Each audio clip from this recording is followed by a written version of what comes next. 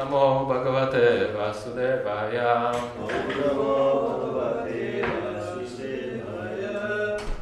Hare Krishna, we're reading from srimad-bhagavatam, Canto 10, Chapter 13, Brahma stealing the boys and calves. So we read text 64. I don't know, I have no idea about the Sanskrit. Shanaira totaya vimrijalochane Mukunda Madhava vinamra kandara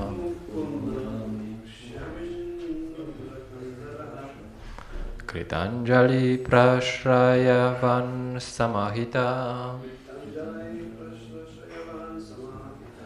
Savepatur gadayai latelaya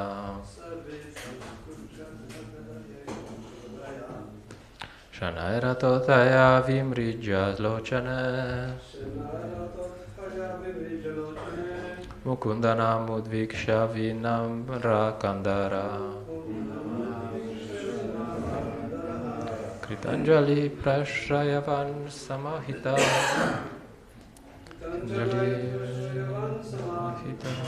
Save patur gadaya latelaya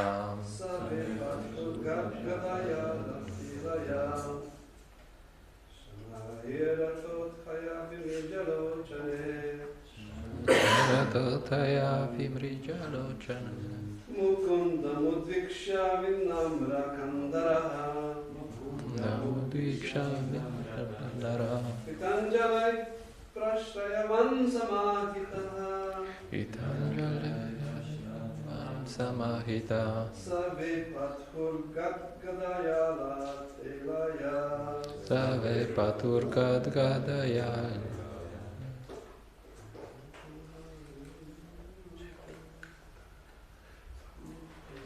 Okay.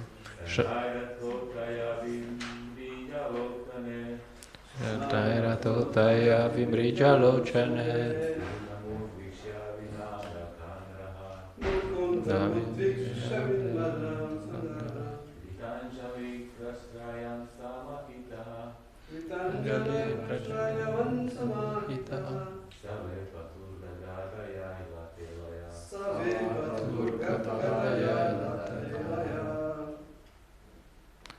Shanai gradually Ata then Uthaya rising Vimrija wiping Lochane his two eyes Mukundam at Mukunda Lord Shri Krishna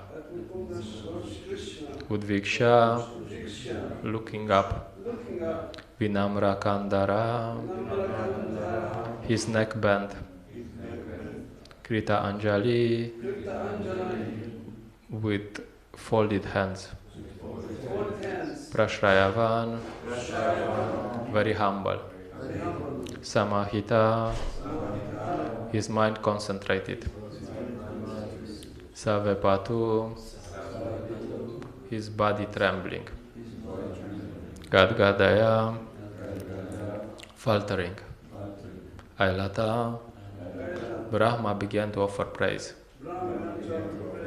Ilaya with words. Translation and purport by His Divine Grace A.C. Bhaktivedanta Swami Srila Prabhupada Ki Jai. Then, rising very gradually and wiping his two eyes, Lord Brahma looked up at Mukunda. Lord Brahma, his head bent low, his mind concentrated, and his body trembling, very humbly began with faltering words to offer praises to Lord Krishna. Purport. Brahma, being very joyful, began to shed tears, and he washed the lotus feet of Krishna with his tears. Repeatedly he fell and rose as he recalled the wonderful activities of the Lord. After repeating obeisances for a long time, Brahma stood up and smeared his hands over his eyes. Srila Vishvana Chakravati Thakur comments that the word Lochane indicates that with his 2 hands he wiped the 2 eyes on each of his 4 faces. Seeing the Lord before him, Brahma began to offer prayers with great humility, respect and attention. Thus end the Bhaktivedanta purports of the 10th canto, 13th chapter of the Srimad-Bhagavatam, entitled The Stealing of the Boys and Calves by Brahma. Om Vishpadaya Krishna Preshtaya Bhutale Shimate Praladanda Swamiti Namine Namo Vishpadaya Krishna Preshtaya Bhutale Bhaktivedanta Swamiti Namine Namaste Sarasvate Deve Gauravani Pracharine Nirvishesha Shnavadi Pashyate Adeshatarine Jai Shri Krishna Chaitanya Prabhu Nityananda Shadvaita Gadadara Shivasadi Gaura Bhakta Vrinda Hare Krishna Krishna Krishna Hare Hare Hare-rama Hare-rama Rama Rama Hare Hare. So here is the last verse of this chapter, this section where Brahma gets the darshan of Vrindavan, and Lord Brahma is quite overwhelmed with seeing Vrindavan, and we should also be overwhelmed by the desire to see the real Vrindavan and to be in Krishna's presence. So there are some conditions. In the end of Bhagavad Gita, Krishna says, Sarva dharma parityaja mamekam sharanam vraja aham tvam sarva papebhyo mokshayam shami mashuchaha. Bundle all varieties of religion and just surrender unto me. I shall deliver you from all sinful reactions. Do not fear. So you have to give up everything if you want to get to the spiritual world. Everything. If you have the idea that you want to do something here in the material world, then you probably have to stay here and do that thing. And you cannot go to Vrindavan, to Goloka Vrindavan. So you have to give up our concocted ideas. And as Srila Prabhupada very nicely explained in the in the class yesterday, do you believe the Shastra or do you believe the Americans?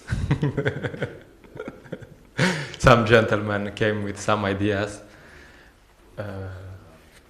and Srila Prabhupada just smashed the point over and over again. Do you believe the Shastra or do you believe someone else? So whatever topic comes up, we should ask ourselves same question. What do the Shastras say about this topic? Yes, I have my ideas, I have my opinions, yes, very nice. But what do the Shastras say? For example, in the introduction to Shishopanishad, Srila Prabhupada speaks a bit about Vedic India. And he says that in India, when he was raised, he was a child, if someone would say something, the other person would say, do you have a Shastric injunction for this? Can you prove what you're saying from the Shastra? And if you can't, nobody would take you seriously. So that's Vedic society. Do you have some Shastric references for what to say? As jokingly we were talking about putting pineapple in the sabji. So we were jokingly saying that, asking Bhaktavatsala Nitai Prabhu that, do you have a Shastric reference for this pineapple? That's a joke, okay, but maybe there is in some books, some cooking books. But the point is, we should think like that in general. So last time I was creating some waves, some reactions about because we were discussing the family topic. This is a very good topic if you want to create some waves. And creating some waves is good. You know, I was in Sankirtan and I met this person, and he got some of Srila Prabhupada's books before, and he said he found the books provoking. So I said, yeah, that's good. That's very good. I was thinking this is very good because the modern society is in these Kali Yuga ideas. So our books should be provoking. We should say something else. If we say whatever they think they want to hear, then that's not preaching, you know. Like, I mean, of course, you can massage, you can just, yeah, you're so wonderful. And usually, when we distribute the books, we don't say so much. We let Srila Prabhupada say these things. But eventually, if we're preaching, we should say, "Oh, look, you have no idea what's going on." In a nice way. Of course, we don't go around and we just looking for a fight, and we're intelligent about this. We're like, yeah, massage. But eventually, we should say something different than this society. We're not meant to adapt to this society. And we should also keep in mind that the Shastras are always right, and the modern society is always wrong. Of course, if they say something according to the Shastra, then they are right also. But usually they are wrong. So we should have this in mind. And when we think of several topics, we should not think, oh, what does my neighbor think? We should say, what does the Shastra think about this topic? So I will just take some more provocative topics, more provocative incidents from the Shastra regarding this family topic, and what's the role between family in Krishna consciousness. Okay, so first incident is related to Lord Nityananda and Shivananda Sena. They were traveling with a big group, like they did every year. The devotees from Navadvip would go to Jagannath Puri for Ratha Yatra. It was a big group, and they didn't have airplanes at that point. They didn't even have cars, so they would travel. It would take some time, and Shivananda Sena was the manager.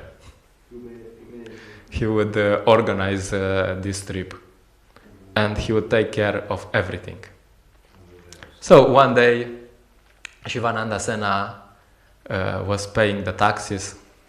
That there was a toll, and they has to pay the taxes. And all the devotees passed, and Shivananda Sena stayed behind to pay the taxes, organize. Yeah. And this probably took some negotiation there. So the party went to the village, and then they stayed out under a tree, and no one could arrange for their accommodation and their prasadam, because Shivananda Sena was the only one who was a good manager. So Nityananda Prabhu was very hungry. He became upset. Lord Nityananda, I mean, and he began calling Shivananda Sena ill names, and then he said, "Shivananda Sena has not arranged for my residence," he complained, "and I am so hungry I could die. Because he has not come, I curse his 3 sons to die." Heavy, you know, like, like, wow. And of course, there's quite some impact. Lord Nityananda, who is God, curses your 3 sons to die. It's like heavy. So Shivananda Sena's wife began to cry. And then Shivananda Sena returned from paying the taxes, and his wife informed me, "Lord Nityananda has cursed our sons to die because his quarters have not been provided." So he's informed. So what does Shivananda Sena say? He say, "Oh my God, we have to reject Lord Nityananda because he's in a bad mood." No, he says, very, very extreme case. It's good to take these extreme cases that we understand the principle, not that we try to imitate. We cannot imitate Shivananda Sena. And Shivananda Sena replied, "You crazy woman, why are you needlessly crying? Let my 3 sons die for all the inconvenience we have caused. Nityananda Prabhu. Very advanced state of consciousness. You know, if Krishna wants my sons to die, Hare Krishna. Joy. That's total surrender.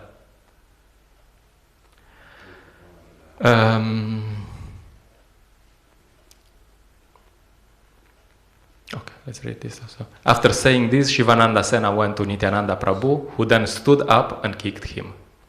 So he went to Lord Nityananda, and Nityananda kicked him. And very pleased, Shivananda Sena, how he's like, oh, very pleased at being kicked, Shivananda Sena quickly arranged for a milkman's house to be the Lord's residence. Shivananda Sena touched the lotus feet of Nityananda Prabhu and led him to his residence. After giving the Lord his quarters, Shivananda Sena, being very pleased, spoke as follows.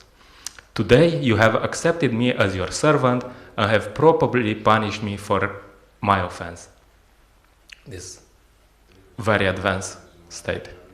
This, sometimes this is we can learn from this the proper attitude of a disciple. You know, sometimes the spiritual masters come and he wants to say something, and we get upset. How dare he say something? Like no. When the spiritual master says something, then you're like, okay, sorry, Maharaj, I'll try to correct this. There's a lot you can learn about the attitude of a disciple, and of course about the attitude of towards family. Yes, family is okay, but if Krishna says that my sons have to die, Hare Krishna, it's his role. Very, I mean, heavy example. You know, like, of course, if we read it and we don't go into it and we don't think that maybe it could apply in our lives, yeah, that's nice. And that's same thing. The similar example is there in the Christian tradition. There's Abraham, who, as far as I remember, after he took some effort to have a child, and he has this child, and God appears and he says, I want you to do a sacrifice. And in this sacrifice, I want you to sacrifice your child. It's like, what? Very, very heavy. And what does Abraham say? Oh no, God has a bad day. I mean, of course, this is in the Old Testament. This can be interesting, you know, like Old Testament. But it's the same principle. And Abraham says, okay, no problem. God wants me to do this, I will do it. No questions asked, no why, or I have different opinions. No, I will do it. So he takes his child, he goes to the place where he's instructed to do the sacrifice, he prepares the wood, he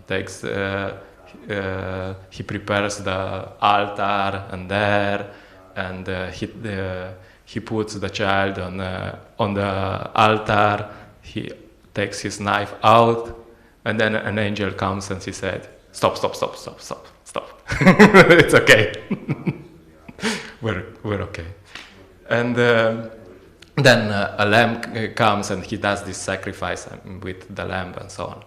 I mean, of course, you can think if this sacrifice is bona fide and so on, many things. But the same principle is there, you know, like Abraham was like, okay, you know, God said I should do a sacrifice with my son, I will do it, no problem. Heavy, huh? The principle is important, not so much the examples.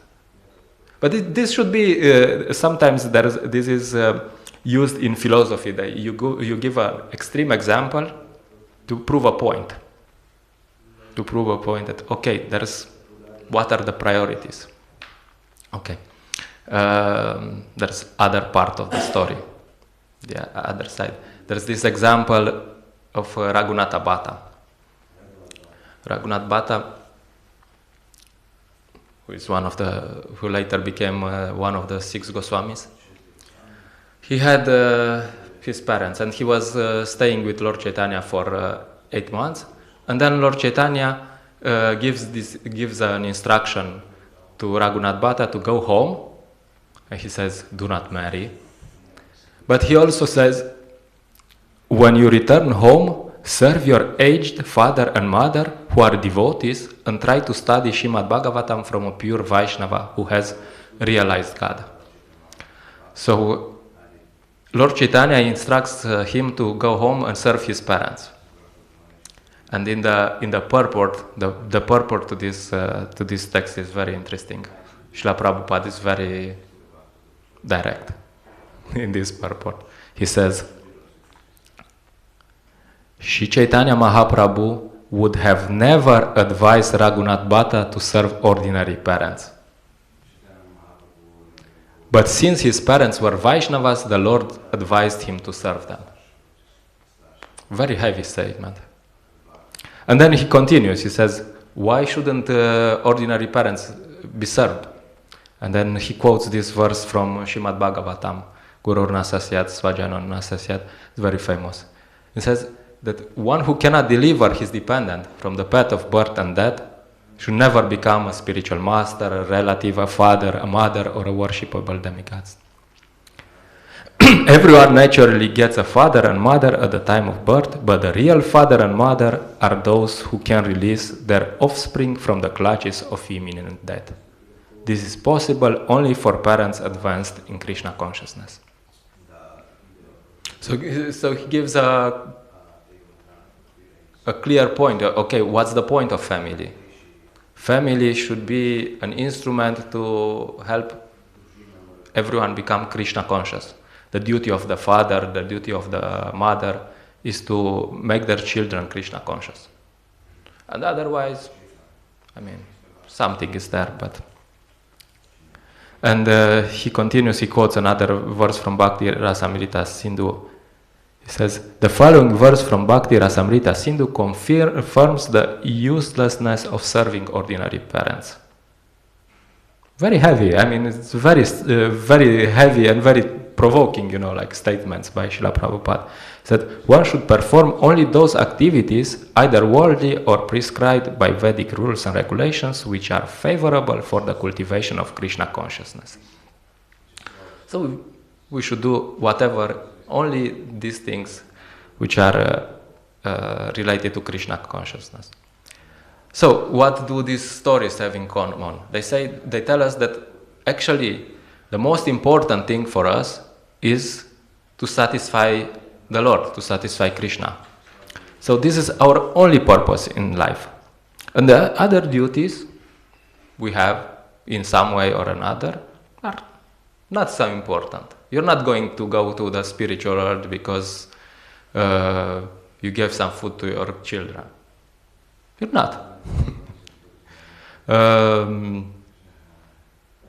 You're not going to the spiritual world by helping an old lady, you're going to go to the spiritual world by serving Krishna. If Krishna is happy, then you can go to the spiritual world. So that's the conclusion of Bhagavad Gita. Abandon all duties and surrender to me. This is Krishna's request. Of course, we should understand that this is a gradual process.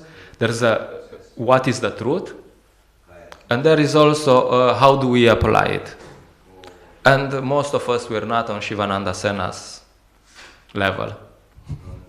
So we apply it more or less gradually. But the problem is, normally you do some family duties and you do some Krishna conscious duties. But the problem is that with time you should do more duties for Krishna and less of the other duties. And the problem with the other duties is not that, because you can say, why not do both? You can do this duty, that duty, and this duty, and that duty, and some duty for Krishna. Why not do all of these duties? Well, it's simple. They take some time. Usually, all these duties, they take some time. And it's the same time you need for Krishna consciousness. You can,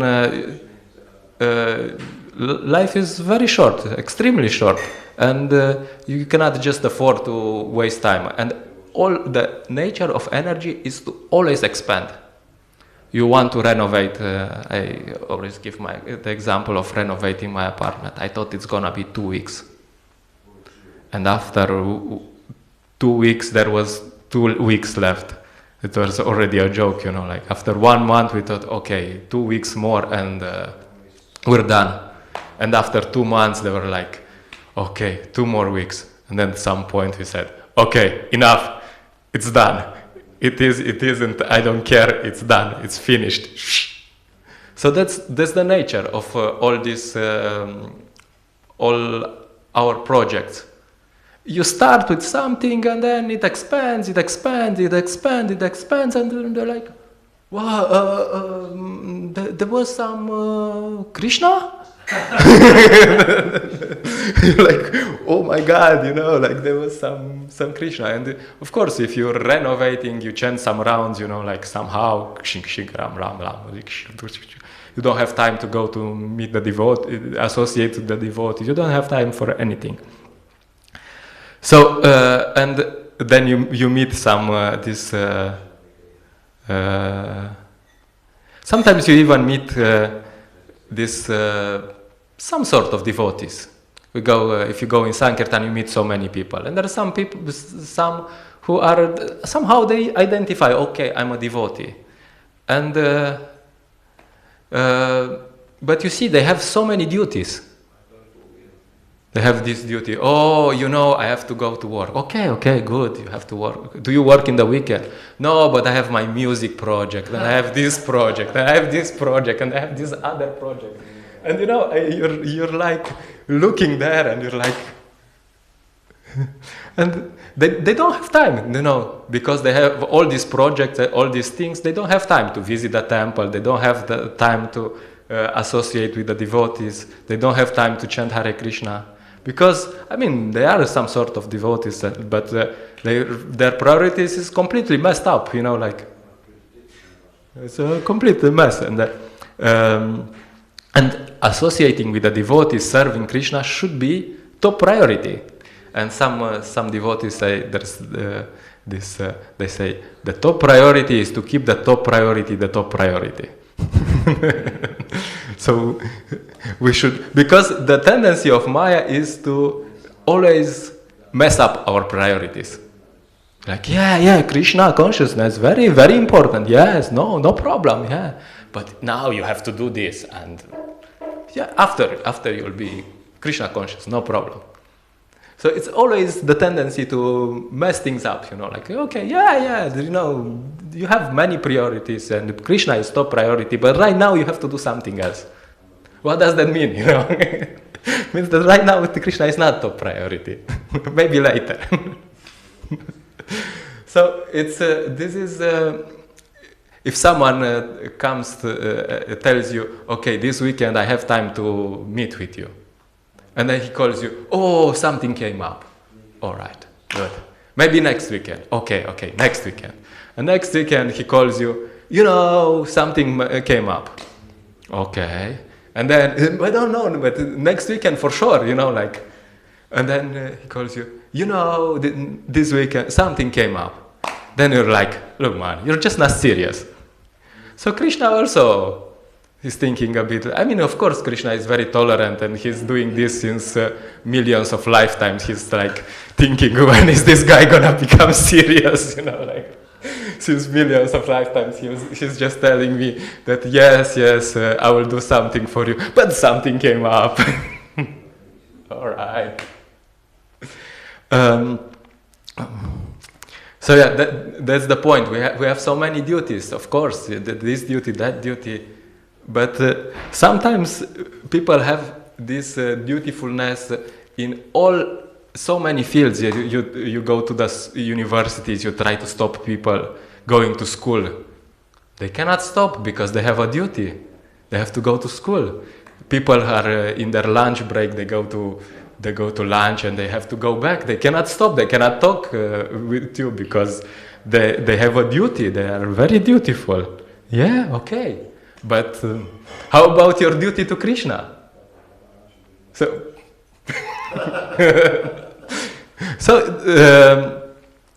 that's the point. So dutifulness in general is not bad. Like it's not bad. It's a good platform. This is the same platform Arjuna starts from, in theory. Of course, Arjuna is a pure devotee, but Arjuna, in the beginning of Bhagavad Gita, he plays on the platform of Dharma. I know I have a duty, but I don't know which is my duty. You don't have to explain Arjuna that, okay, Arjuna, you have a duty. No, Arjuna knows he has a duty, but he's just messed up. What's my duty? What's my real duty? So if someone is dutiful, then when he reads Bhagavad Gita, he'll understand, actually, I'm very dutiful in going to work, in going to school, in going to this, in doing this, but I should be dutiful towards Krishna. That's the most important. So if you're dutiful before Krishna consciousness, then that's very good, but you should be dutiful for Krishna. And of course, if you're a hippie before Krishna consciousness, you might become a Hare Krishna hippie, or if you're a spoiled brat, like they say, before Krishna consciousness, when you come to Krishna consciousness, you will be also spoiled, and you'll treat your spiritual guides like you treat your parents, and it's not gonna be good for you. So this dutifulness is good, but just it needs to find a proper channel, proper direction.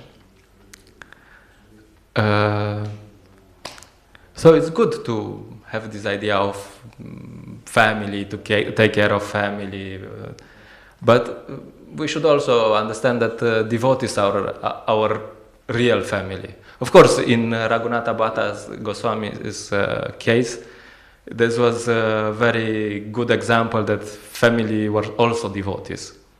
So, of course, Lord Chaitanya said, look, you have to serve your parents who are devotees. So, you have to serve the devotees, that's the point.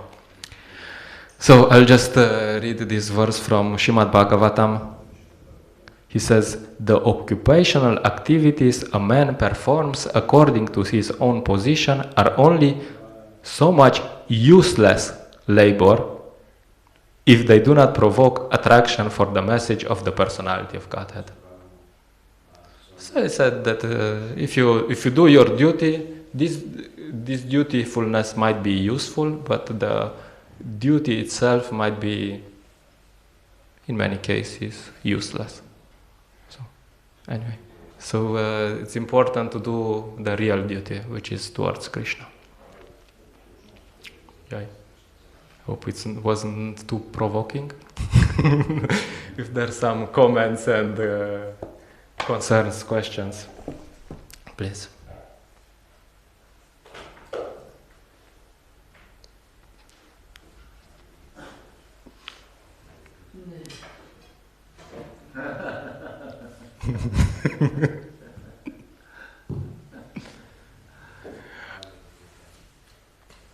You wanted to say something, Prabhu? Yeah, I don't know if you want. But somebody thinking, I do this, then take Krishna, then I do this, then Krishna. But he also take this Krishna, always thinking Krishna. He thinking, I do this, finish, then take Krishna, then do this, then take chanting. Then do this, then chanting. He also thinking always Krishna. Yeah, that thinking is good, but he should also get, after he finished, he should also chanting, But, of course, in Kali Yuga, because we're such a mess, it's said somewhere, I think in a purport in Bhagavatam, that even if you think of coming to the temple, you still get some pious credit. So of course, and if you think of something else, then you don't get the reaction. Of course, he come to temple and then chanting and also cooperation and devotees. Yeah, of course, there's some benefit, but eventually it's probably not enough to go back to the spiritual world, and this life is very short. I just it's short. You don't know when you're done, we always think that all right, we do this for 20 years and then we'll be serious in Krishna consciousness. I met this is some sort of a devotee. He says, yeah, now I finish this, and then I will be full. I will move to a temple.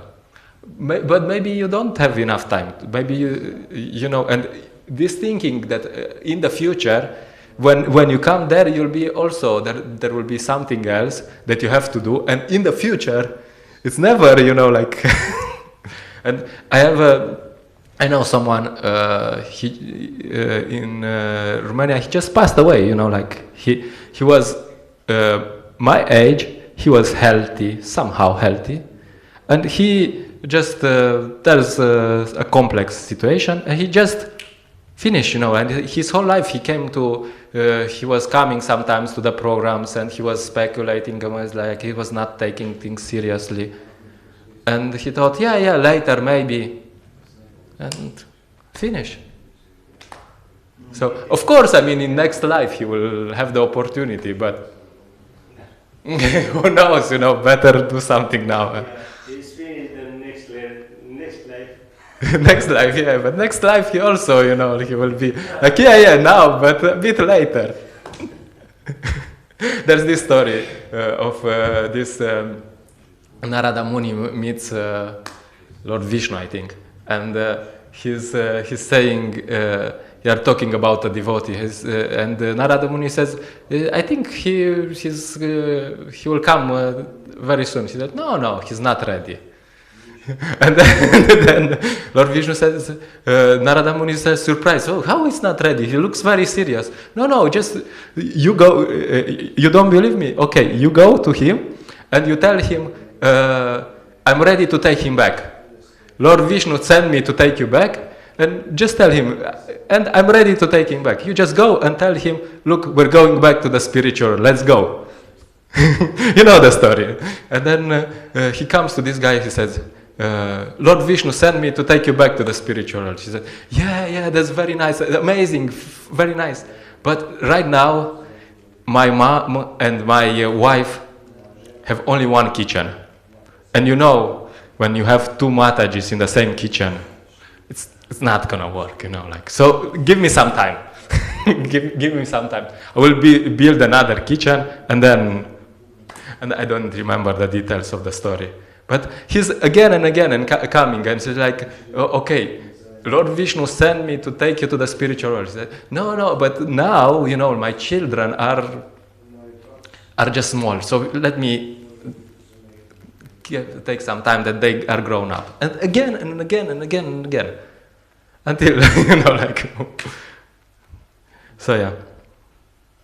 Enjoy. Alright. Thank you so much for your tolerance. Grantaraj Srimad-bhagavatam ki jai, Srila Prabhupada ki jai.